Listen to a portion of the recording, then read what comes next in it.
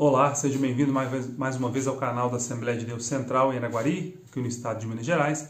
Nós estamos aqui para comentar mais uma vez a revista Lições Bíblicas da CPAD deste primeiro trimestre do ano de 2020, onde nós estamos estudando e finalizamos agora, nesta última lição, a raça humana, origem, queda e redenção do homem. Nós estamos hoje aqui comentando a lição de número 13, que tem por título O Novo Homem em Jesus Cristo. Essa lição vai tratar para nós acerca do novo nascimento. A pessoa que crê em Jesus Cristo como seu único suficiente Salvador, segundo a Bíblia, ela vem a nascer novamente, ela nasce de novo. Mas como seria este novo nascimento, segundo a Bíblia nos informa? Seria possível o homem nascer de novo? Seria possível o homem, depois deste novo nascimento, ser um homem santo, ser santificado? Seria possível alguém viver a vida de forma perfeita, a perfeição cristã?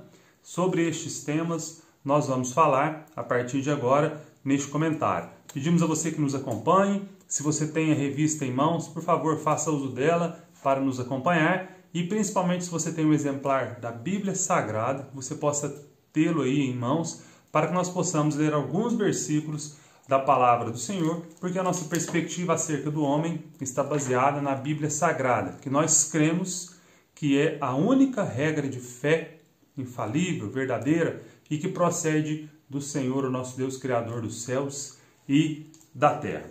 Acerca do tema, nós gostaríamos de fazer algumas perguntas introdutórias e ao longo da nossa gravação nós vamos responder estas perguntas, que são as seguintes. É possível alcançar a perfeição nesta vida? Enquanto ser humano, o homem pode ser um homem ou mulher perfeitos no que diz respeito à sua conduta moral e à sua vida diante de Deus?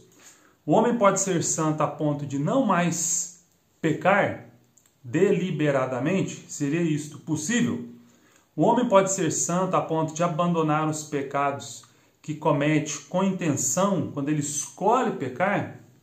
E ainda uma outra pergunta que nós queremos acerca dela refletir é o seguinte: o que é santidade e por que Deus chama os salvos de santos? Por que nós somos chamados de santos na palavra do Senhor, o nosso Deus? Vejamos então algumas considerações acerca da doutrina bíblica da regeneração e também da santificação. Estes os dois principais temas que estão nesta revista, neste comentário da revista das lições bíblicas, e hoje a lição de número 13, então. Em primeiro lugar, nós queremos refletir o seguinte: o homem pode nascer de novo?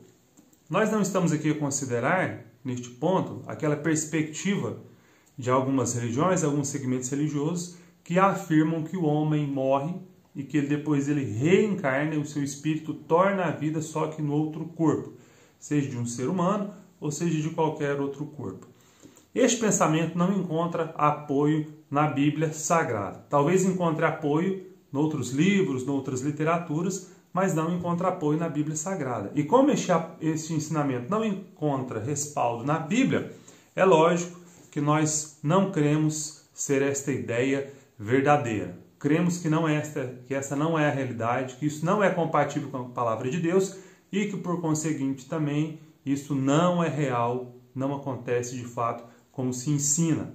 Nós cremos que a palavra de Deus diz que o homem nasce uma única vez e que depois da morte há a possibilidade, então, do homem, dependendo da sua conduta diante de Deus, ser levado a um estado de gozo eterno, ser salvo, ir aos céus, ou, se ele rejeitar a obra de Cristo, necessariamente ele vai ser destinado ao inferno. Não há outra possibilidade, não há outra hipótese, segundo aquilo que a palavra de Deus nos ensina.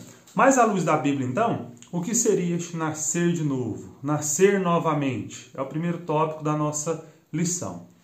Quando Jesus esteve com um homem chamado Nicodemos, este relato do encontro está lá no Evangelho de João, no capítulo de número 3. Jesus fala a Nicodemos que uma coisa era necessária. Olha a frase e a afirmação que Jesus faz a Nicodemos em João, no capítulo de número 3 e no versículo de número 3 também. Jesus respondeu e disse-lhe, Jesus disse a Nicodemos: Na verdade, te digo que aquele que não nascer de novo não pode ver o reino de Deus. O que vem a ser isso que Jesus disse a Nicodemos? Quem não nascer de novo não pode ver o reino de Deus. Será que Jesus estava afirmando a Nicodemos que Nicodemos deveria morrer, depois vir noutra vida, e este seria então um novo nascimento? Sim ou não? O que a Bíblia nos informa acerca disto? Segundo o próprio Jesus, aquilo que nasce da carne é carne, aquilo que nasce do Espírito é Espírito. E Nicodemos teve de fato a dúvida de que se ele deveria de novo entrar no ventre da sua mãe e nascer novamente. Jesus explica que não era esta a ideia.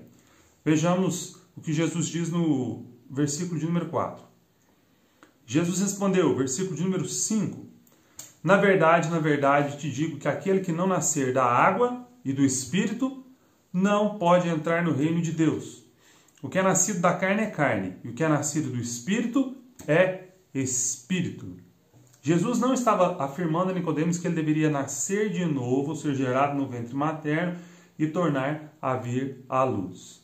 Mas este novo nascimento que Jesus informou a Nicodemos é a doutrina bíblica que nós conhecemos como a regeneração e que se dá no plano espiritual e que encontra-se então de forma muito clara e transparente, firme, bem fundamentada na Bíblia, na palavra do Senhor.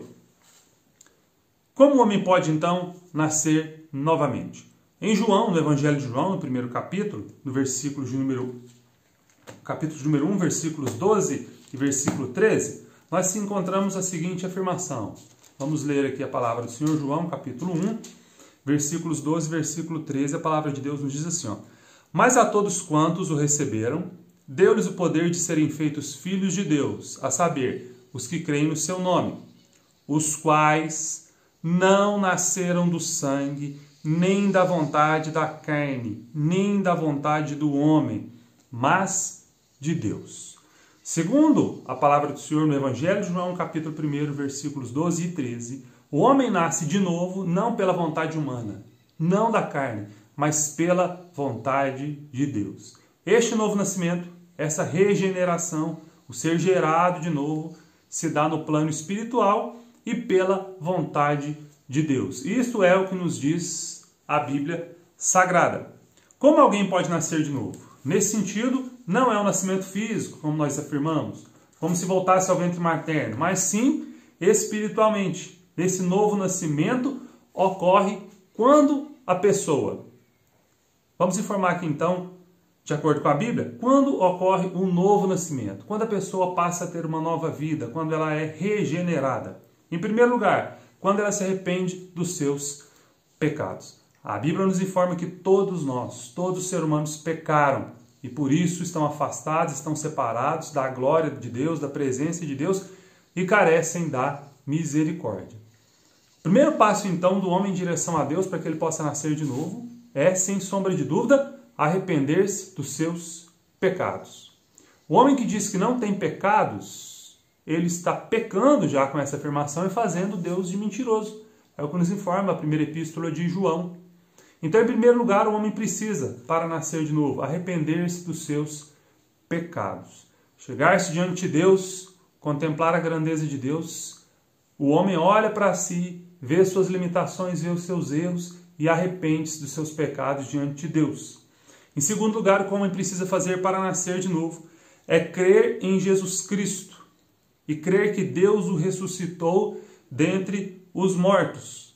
E confessar a Jesus Cristo como seu único e suficiente Salvador. Arrepender-se dos seus pecados. Crer em Jesus Cristo, que Deus ressuscitou dentre os mortos.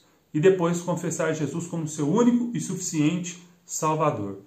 Essas coisas são necessárias e são suficientes para que o homem venha nascer de novo. Para que ele tenha uma nova vida no Espírito. Vejamos mais alguns versículos bíblicos que nos informam esta verdade e que também reforça aquilo que nós já temos dito. Segunda carta de Paulo aos Coríntios, no capítulo de número 5 e no versículo de número 17, nos informa assim a palavra de Deus. Segundo aos Coríntios 5 e 17.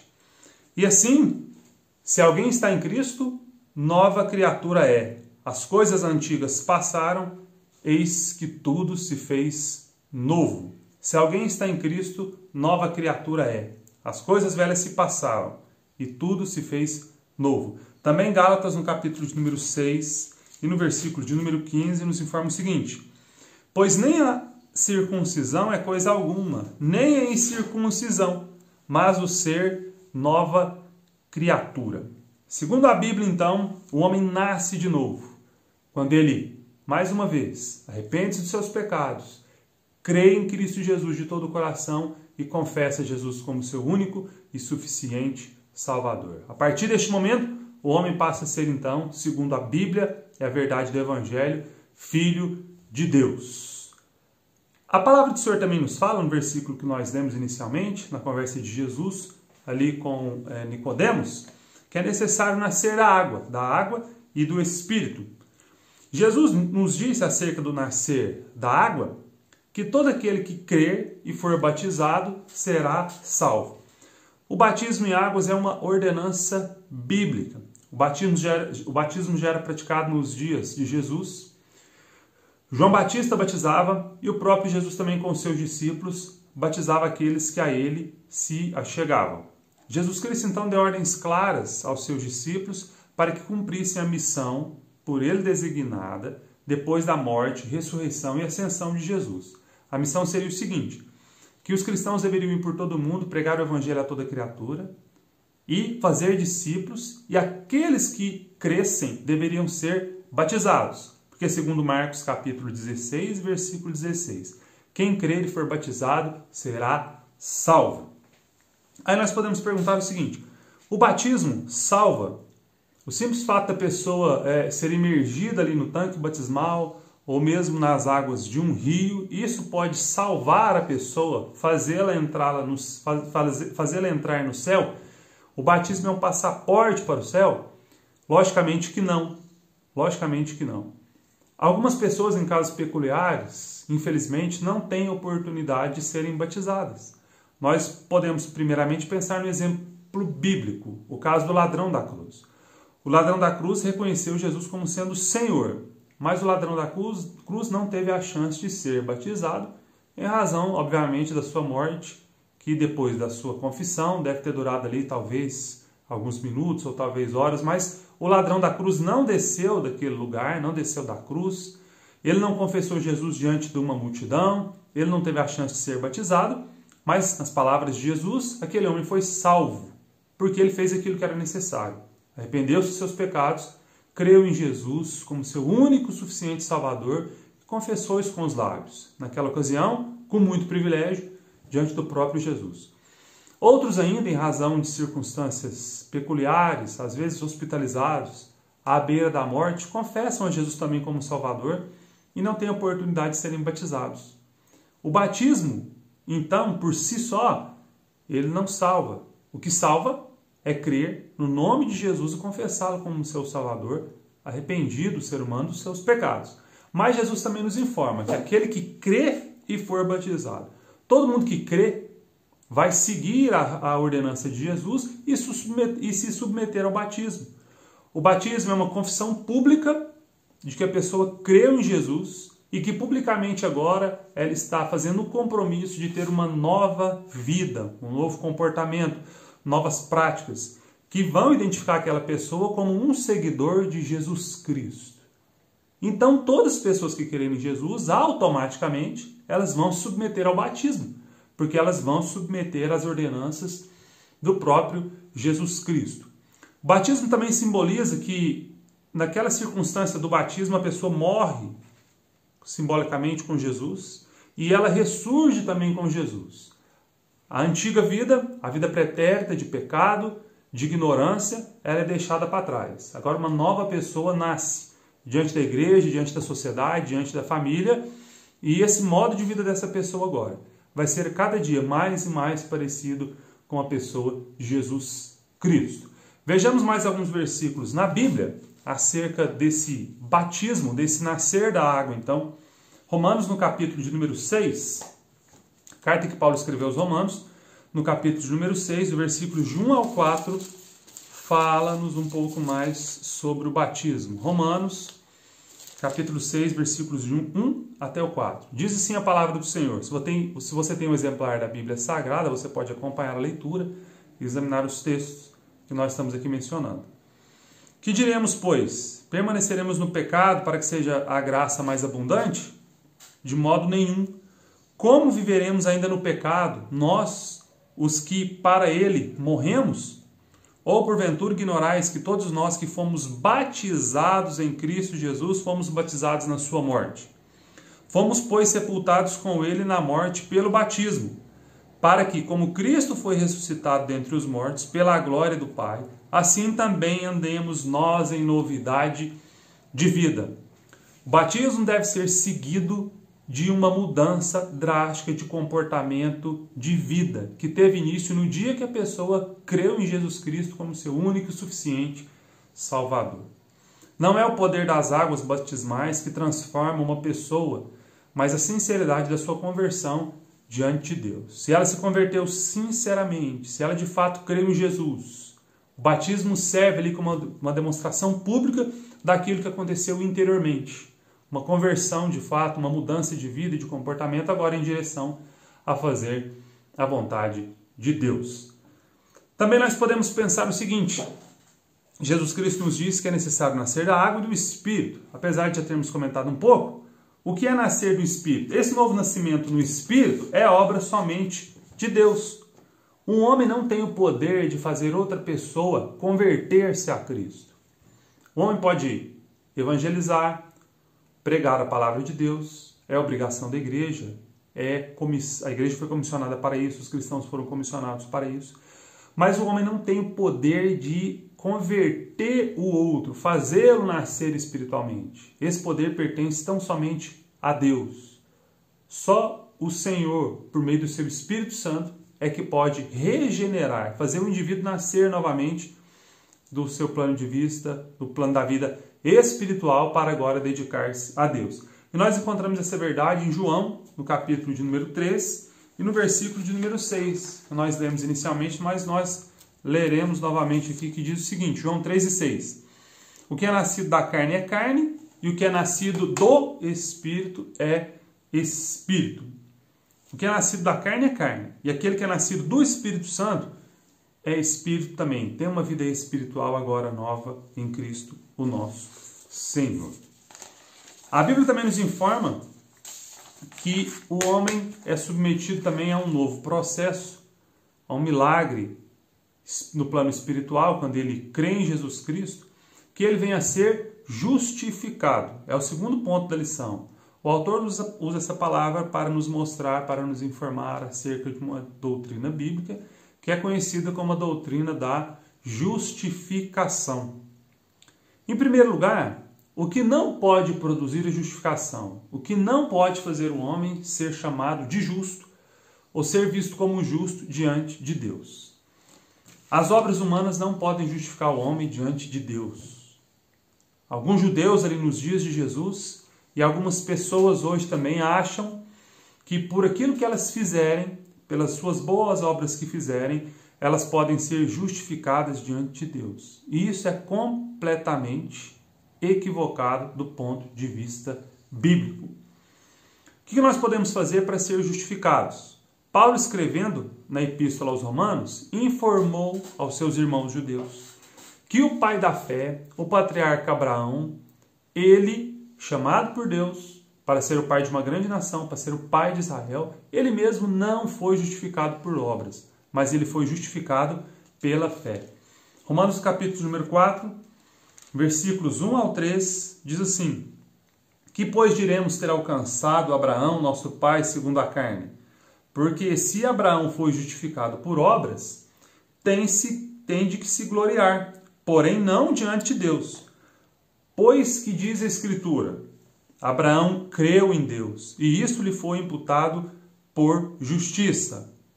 Abraão creu em Deus, e isso lhe foi imputado por justiça. Então as obras não podem justificar o homem diante de Deus.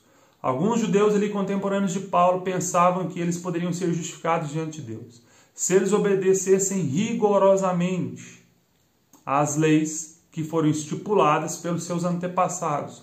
muito mais do que a própria palavra de Deus, a tradição dos anciãos, que foi passada oralmente pelas tradições, e esses homens cuidavam de tentar obedecer à risca aquelas regras. Algumas que impunham algumas obrigações, do tipo faça isto, e outras que impediam de que algumas coisas forem feitas. Então, regras do tipo não faça. Esses homens pensavam que se eles obedecessem rigorosamente aquelas leis, eles poderiam ser justificados. Mas Paulo nos informa que o único meio do homem poder ser justificado diante de Deus é necessariamente pela fé em Cristo Jesus. Efésios, no capítulo de número 2, nos versículos 8 e 9, há um texto clássico que nós usamos para falar acerca da salvação. Nos informa o seguinte: porque pela graça sois salvos mediante a fé, e isto não vem de vós, é dom de Deus, não de obras, para que ninguém se glorie.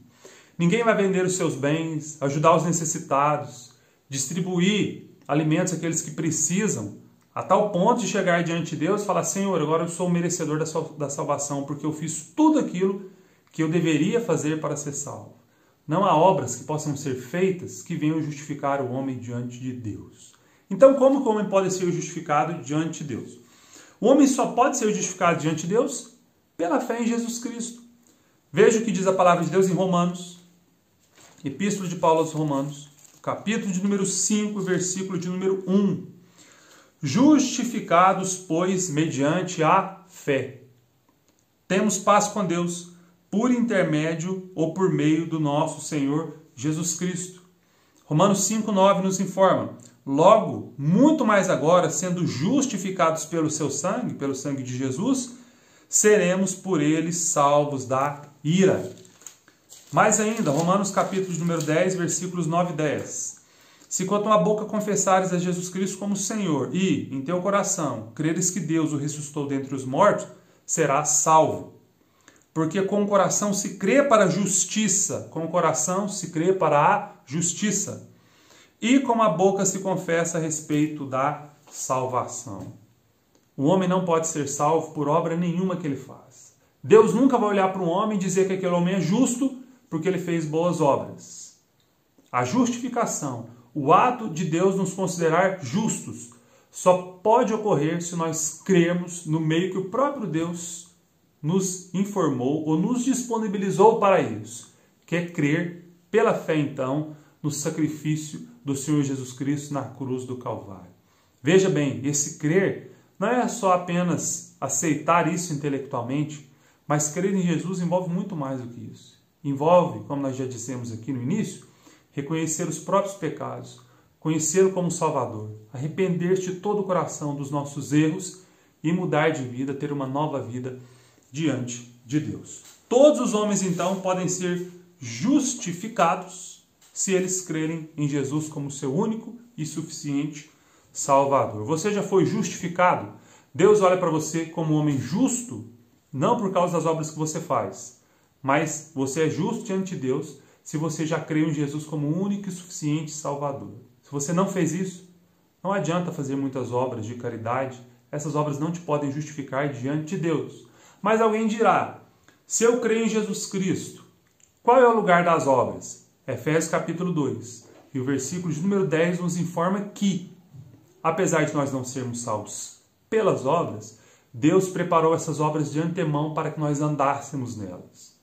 Tiago também nos informa que a fé sem obras é morta. Então aquele que creu em Jesus e que foi justificado pela fé no sangue de Jesus Cristo, necessariamente ele tem que mostrar essa sua fé, ela vai ser exteriorizada através dos frutos, ou do fruto do Espírito. Dentre eles, necessariamente, a misericórdia, a bondade, a benignidade, a caridade em favor daqueles que estão passando necessidade. Dentre outras obras, porque o fruto do Espírito não está limitado tão somente a isso. Em terceiro lugar, é o terceiro ponto da nossa lição, o autor nos fala então da santificação do homem. Nós já vimos que o homem pode ser regenerado, nós já vimos que o homem pode ser chamado de justo, ele é justificado diante de Deus, e o homem também pode ser chamado de santo diante de Deus. Como se dá isso? A partir do momento que nós cremos em Jesus Cristo, Deus nos vê por meio do seu Filho Jesus Cristo, que fez aquela obra na cruz em nosso favor, e agora nós somos tidos como santos. Então a santificação normalmente é vista como dois aspectos. A santificação, em primeiro lugar, ela pode ser vista do ponto de vista posicional, e ela pode ser vista também do ponto de vista progressivo, ou como um processo.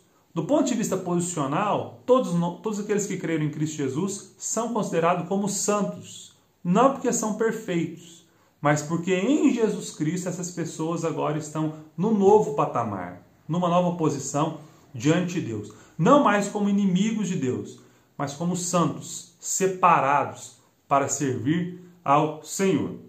Agora, o que mais nos interessa do ponto de vista prático é nós falarmos da santificação progressiva. Aquilo que deve ocorrer como um processo na vida de todos aqueles que creram em Jesus Cristo como seu único e suficiente Salvador.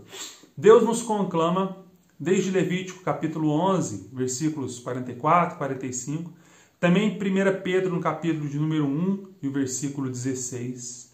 Deus, por meio de Moisés, e no Novo Testamento, por meio de Pedro, conclama todos os homens, todos os seus servos, que sejam santos. E a palavra do Senhor é o seguinte: sede santos, porque eu sou santo. Isso não é uma exortação de Pedro, não é uma exortação de Moisés, lá no livro de Levítico. Isso não é um pedido da igreja, não é um pedido dos pastores, não é pedido de liderança nenhuma. Isso é uma ordenança divina. O Senhor diz e diz a cada cristão: sede santos, porque eu sou santo. Vamos falar aqui de 3 ideias equivocadas acerca da santificação, para depois nós falarmos aquilo de fato que é a santificação. O que a santificação não é? A santificação não é a erradicação total do pecado. Nós fomos afetados pela queda, o pecado entrou no mundo por meio de Adão e de Eva, e esse pecado passou a todos os seres humanos. Claramente nós vemos isso lá em Romanos, no capítulo de número 5. Todos pecaram. E a santidade não é, em primeiro lugar, a erradicação de todo pecado. Nós só atingiremos esse nível de santidade, obviamente, nos céus. A santidade também não pode ser confundida com o legalismo, a observância de regras ditada pelo homem, supostamente até embasadas na palavra de Deus, como se o homem chegasse a um nível de obedecer determinadas regras e ele seria então santo. A santificação também, a santidade não é isso. E por fim também a santificação não é o ascetismo, aquela separação de todas as coisas, o isolamento, o não tocar, o não participar, o afastar-se de tudo, como se isso pudesse santificar o homem. Não é isso também que o Senhor reclama de nós. O próprio Jesus foi santo durante toda a sua vida e ele esteve no meio de toda sorte de pessoas. Mas apesar de Jesus estar em meio a prostitutas, a mentirosos, a roubadores, a pessoas que não tinham de fato sinceridade para servir a Deus, Jesus nunca praticou essas suas obras. Ele conseguiu ser santo mesmo neste universo. Então a santidade não é a erradicação do pecado da nossa carne, porque nós não conseguimos fazer isso totalmente. A santificação também, ou a santidade também não é legalismo, observância de regras estritas e colocadas pelo homem, apesar de que Deus nos reclama obediência a diversos parâmetros, mas não é obediência de um rol de pode e não pode que vai nos santificar diante de Deus. E a santificação também não é o ascetismo, a separação do mundo que vai nos fazer santos, no sentido de nos isolarmos em algum lugar. A natureza da santificação, nós podemos colocar agora da seguinte forma: santificação é separação. O homem e a mulher santos diante de Deus, eles foram separados do mundo. O mundo, não o conviver com outras pessoas, ou não o planeta Terra, mas o mundo é aquele sistema, aquele modo de ver e de agir que confronta-se com a palavra de Deus. É deste mundo que nós estamos falando. Então o homem santo, o homem e a mulher santos, são aqueles que foram separados do mundo. Separados não para ficar à parte tão somente, mas separados para serem dedicados a Deus. Essa separação também tem que incluir a purificação, a consagração e principalmente o serviço, Aquele que foi separado do mundo, ele também foi separado para Deus. E foi separado para fazer alguma coisa para Deus. Meios pelos quais o homem pode alcançar a santificação. Em primeiro lugar, o sangue de Jesus Cristo. Nós já falamos aqui. É a primeira coisa basilar que o homem precisa fazer para nascer de novo, para ser justificado. E também para ser santificado. Em primeiro lugar, crer em Jesus Cristo. Em segundo lugar, o segundo meio para a santificação é a obra do Espírito Santo nas nossas vidas. Jesus Cristo disse que iria para o céu, mas não nos deixaria órfãos. Ele nos deu outro Consolador, outro da mesma natureza, semelhante a ele, também pertencente à Trindade, é o Espírito Santo. E é o Espírito Santo que nos capacita, que nos possibilita, o Espírito Santo vindo da parte de Deus, que nos dá força para que nós sejamos santos. Ele que nos gera novamente. O fruto do Espírito, então o fruto pertence a Ele. Ele que intercede por nós com gemidos inexprimíveis. É Ele que nos consola, é Ele que nos assiste nas nossas fraquezas. Então, e em terceiro lugar, terceiro meio de santificação, seguramente é a palavra de Deus. Por que a palavra de Deus? Porque é na palavra de Deus que nós podemos conhecer mais e mais do caráter de Deus, daquilo que Deus espera de nós. Enquanto mais nós conhecemos acerca do caráter de Deus, de quem é Deus, como Ele age, como Ele espera que nós venhamos nos comportar como seus filhos, a cada dia, obviamente, com a ajuda do Espírito Santo, nós vamos nos parecendo mais e mais com Ele, e isso está, obviamente, incluso aí no processo de santificação. Como ser santo, então? Creia, tenha fé naquilo que Jesus Cristo fez na cruz. Entregue-se de todo o coração a Ele. Dependa do Espírito Santo, mas não somente no sentido de depender dele e achar que a obra totalmente é dele. Sem ele nós nada podemos fazer. Mas o Espírito Santo também espera, e Deus espera, que nós cooperemos com ele nesse processo de santificação. Segundo a palavra de Deus, segundo a Bíblia Sagrada, a vontade de Deus é que nós sejamos santos, que nós sejamos perfeitos. Esse termo perfeição cristã está lá em Gênesis, ou perfeição está lá em Gênesis capítulo 17, versículo 1, quando Deus disse a Abraão, anda na minha presença e ser perfeito. Também lá em Mateus, o capítulo de número 5, versículo 48, nos afirma ali a palavra de Deus, por meio do evangelista Mateus, as palavras de Jesus, que nós devemos ser perfeitos como perfeito é o nosso Pai. Poderia o homem então atingir um estado tal de perfeição que não viesse mais a pecar? A ideia da perfeição cristã ficou conhecida no meio evangélico por ser ensinada pelo grande teólogo John Wesley, que defendia então a ideia da perfeição cristã ou também a inteira santificação. É possível um homem viver um estado de vida de santidade diante de Deus que ele não venha mais a pecar?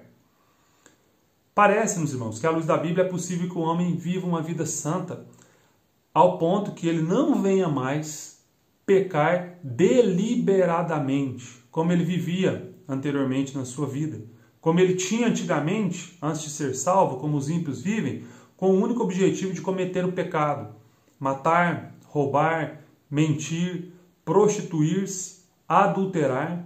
É possível que o homem esteja numa vida de intimidade tamanha com Deus que ele não tenha mais prazer de cometer esses pecados deliberadamente. Isso não quer dizer que a nossa natureza carnal vai ser aniquilada, porque isso, como nós já dissemos, noutra ocasião, só ocorrerá no céu. Mas é possível que nós vivemos uma vida de forma que nós não venhamos pecar deliberadamente e ter prazer nisso. O pecado, obviamente, pode fazer parte da vida do cristão, mas não que o cristão venha programar, planejar, ensaiar ali o pecado e levar a cabo uma ação pecaminosa contra Deus. O pecado não pode ser algo que nós convivamos dia a dia com ele e que nós nos sintamos bem. Deus espera que nós caminhemos a cada dia mais para esse nível de perfeição, de santidade e de purificação. E se você é cristão, se você crê em Deus e você continua alimentando algum pecado diariamente na tua vida, você conserva aquele modo de vida pecaminoso, você também deve arrepender-se, pedir perdão a Deus pelos seus pecados e mudar de vida e abandonar o erro. Porque o Senhor nos adverte que nós sejamos santos.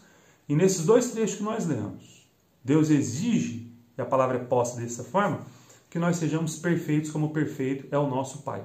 Agora, nós sabemos também que há alguns pecados que nós cometemos e que nós nem tomamos consciência desses pecados. São aqueles pecados que nós não tomamos conhecimento ainda, porque às vezes nós nem percebemos que nós erramos. E o salmista orou a Deus e disse assim: absolve-me tu dos que me são ocultos, os pecados que nós não conhecemos. Como seria isso? Há um simples exemplo que nós podemos pensar. Talvez você faça uma viagem no veículo aí pela via terrestre e você não observou que em determinado lugar você excedeu o limite de velocidade da via e você foi flagrado ali por alguma câmera, alguma fiscalização, radar eletrônico, e você foi multado. Você pode seguramente falar ao final da sua viagem que você não cometeu nenhuma infração de trânsito. Mas depois de alguns dias, chega na tua casa a notificação. Olha, quando você disse que você não tinha cometido nenhuma infração de trânsito, você não estava mentindo. Você não estava deliberadamente querendo ocultar alguma coisa. É porque naquele momento você não tinha consciência de que você tinha cometido em algum lugar uma transgressão. Pode ocorrer também que na nossa vida cristã nós venhamos cometer alguns atos que contrariam a vontade de Deus, alguma falha, e nós no momento nem vimos que nós erramos. A perfeição cristã ou essa inteira santificação não nos diz respeito a isso. Diz respeito ao abandono das práticas de pecado deliberadas. Aquela programação, aquele pecado em que a pessoa realmente programa, ela deseja, ela vive um modo de vida pecaminoso. Não é isso que nós estamos dizendo. Então é possível que o homem, e é necessário que o homem venha buscar uma vida de santidade diante de Deus. Se você quiser saber mais sobre o tema, procure então a leitura acerca daquilo que era defendido por esse teólogo, então, o John Wesley, e faça considerações acerca daquilo que ele disse e acerca daquilo que a Bíblia diz. Lembrando que não é isto um comportamento segundo os padrões estabelecidos pelo homem que vai nos salvar diante de Deus. E o que nos salva, o que nos justifica, o que nos regenera é a nossa fé em Jesus Cristo. Mas, além disso, nós precisamos ter sim uma vida que agrade a Deus, guardando os mandamentos que estão na palavra do Senhor. O pecado não pode ser uma regra na vida do cristão. O pecado tem que ser algo acidental, que infelizmente ocorreu. Lembrando que a palavra de Deus nos diz que ninguém é tentado além das suas forças. Quando nós somos tentados, também pecamos. Nós não podemos colocar a culpa noutra pessoa, nem na tentação, nem no diabo, e nem em eventuais pessoas que estão envolvidas com isso. Se nós pecamos, a responsabilidade é tão somente nossa. Nós devemos assumir isso diante de Deus, pedir perdão e continuar a nossa caminhada, se de fato nós nos arrependemos de todo o coração. Como ser santos, então, voltando a este ponto? Crer com fé na expiação, no sacrifício feito por Jesus Cristo, depender do Espírito Santo e cooperar com o Espírito Santo. Como que eu coopero com o Espírito Santo nesse processo de santificação? Em primeiro lugar, vou me esforçar para guardar os mandamentos. Jesus disse, e está claro na sua palavra, aquele que me ama, guarda os meus mandamentos. Como mais eu posso cooperar e fazer a minha parte nesse processo de santificação? Orar regularmente. O cristão que não tem uma vida regular de oração, ele não vai conseguir ser santo. Porque a oração mostra, revela para nós a nossa dependência diante de Deus. Ela aumenta cada dia a nossa comunhão diante de Deus, mostra a nossa dependência, a nossa fraqueza diante de Deus, e é assim que Ele nos sustenta, é assim que Ele nos guia, é assim que Ele nos dirige. Quando nós nos humilhamos diante dEle em oração, Ele nos ajuda. O cristão deve então guardar os mandamentos, o cristão deve orar para ser santo, o cristão deve jejuar regularmente. A palavra jejuar significa estritamente abster-se de alimento sólido. E a palavra de Deus nos mostra essa prática do jejum, tanto nos dias do Antigo Testamento, como também nos dias do Novo Testamento. Quando por um período de tempo nós viemos ali nos abster de um alimento sólido, e naquele período é também indicado que nós devemos deixar tudo aquilo que pode afastar nossa comunhão com Deus, ou pode limitar nossa comunhão com Deus, e o período de jejum deve ser um período que, se possível, nós devemos orar, ler a palavra de Deus, estar com a nossa mente, as nossas forças todas voltadas para Deus, dentro, obviamente, da limitação de cada um, e conforme a palavra do Senhor nos orienta. Também, Jesus Cristo nos disse que nós deveríamos, para segui-lo, negar-nos a nós mesmos. Não a possibilidade de sermos santos que nós quisermos satisfazer todos os nossos desejos. Alguns desejos que nós temos, eles são por si só pecaminosos e constituem pecados. E acerca destes, nós nem vamos cogitar executá-los. Mas segundo a Bíblia também, segundo a palavra do Senhor, nós vemos que há algumas coisas que não são ilícitas, ou seja, não são proibidas do ponto de vista bíblico, mas algumas coisas podem ser lícitas e não serem convenientes. Algumas coisas até são lícitas, mas não convém ao cristão praticar, não vai cooperar no nosso processo de santificação. Por fim, eu queria também dizer a você que para ser santo não é necessário ser entristecido, ficar aborrecido e manter uma vida que aparentemente é uma vida de desgosto. Santidade não se confunde com isso. Nós vemos que um dos maiores exemplos da Bíblia, de um homem santo que se dedicou a sua vida a Deus, é do apóstolo Paulo. E o apóstolo Paulo nos informa, por mais de uma vez, na sua carta escrita aos Filipenses, que ele era um homem alegre. Ele estava encarcerado e estava alegre. E ele recomendou aos irmãos que se alegrassem. A santidade, a santificação na nossa vida não deve ser um motivo de aborrecimento, de entristecimento. Aquela pessoa que se encontrou com Jesus, que de fato se entregou a Ele e que sabe o que é ter uma vida santa, essa pessoa vai também ser alegre, feliz, sorridente, porque ela é cheia do Espírito Santo. O seu coração alegre formoseia o seu rosto e a sua plena comunhão com Deus faz dele a cada dia mais e mais alegre. Para nós encerrarmos, lembramos então, quais são os pontos principais da lição deste dia? Nós falamos da regeneração, que o homem nasce de novo por obra do Espírito Santo quando crê em Jesus. O homem também é justificado mediante a fé diante de Jesus. E o homem agora que crê em Jesus, ele é um homem santo. Do ponto de vista divino, ele foi santificado.